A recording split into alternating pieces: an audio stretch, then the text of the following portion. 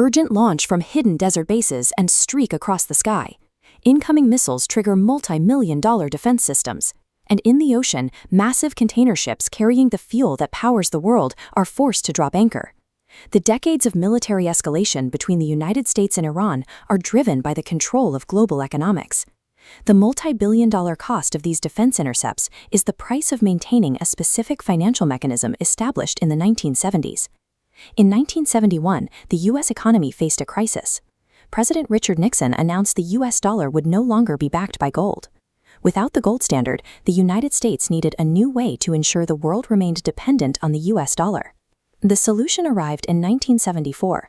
The United States offered the Saudi royal family and other Gulf nations permanent military security. In exchange, the Gulf nations agreed to sell their oil exclusively in U.S. dollars. This chart shows the loop known as petrodollar recycling.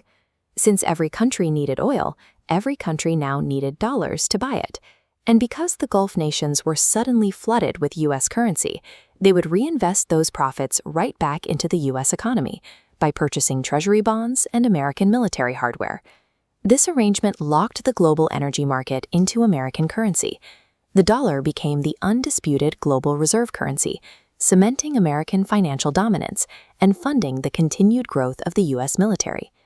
This massive advantage relies on one condition: the total cooperation of the oil-producing nations in the Middle East.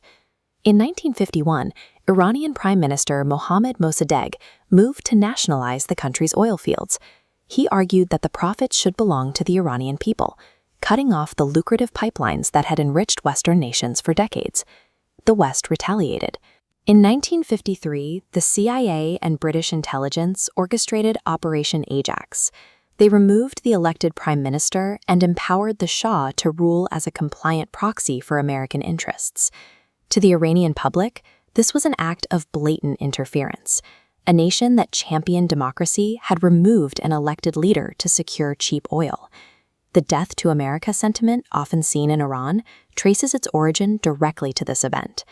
The 1953 coup secured short-term oil access for the United States, but it permanently destroyed diplomatic trust, creating an adversary that would eventually reject Western rules entirely. The 1979 Islamic Revolution, led by Ayatollah Khamenei, overthrew the Shah and ended decades of American influence. Khomeini immediately shut down all Western-backed nuclear projects. The relationship fractured further when protesters stormed the American embassy and captured U.S. diplomats. This event effectively ended the formal U.S.-Iran relationship. The United States responded by supporting Iran's neighbors. During the 1980 Iraq-Iran War, the U.S. provided billions of dollars in aid and critical battle intelligence to Saddam Hussein, hoping to collapse the new government in Tehran. During that 8-year war, Iraqi forces attacked the Iranian public with chemical weapons. When the United Nations failed to take action, the Iranian leadership concluded that they were alone and vulnerable to American-backed annihilation. To survive against a superpower, Iran developed a strategy of asymmetric proxy networks and the pursuit of a nuclear weapon as a deterrent. For decades, the United States and Israel have spent billions on sabotage to destroy Iran's nuclear facilities, deploying computer viruses like Stuxnet and executing bombing campaigns deep in the mountains.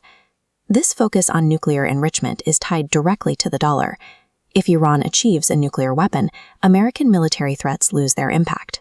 Without the fear of a U.S. attack, Iran can take its massive oil reserves and sell them in any currency it chooses, and this would create a domino effect.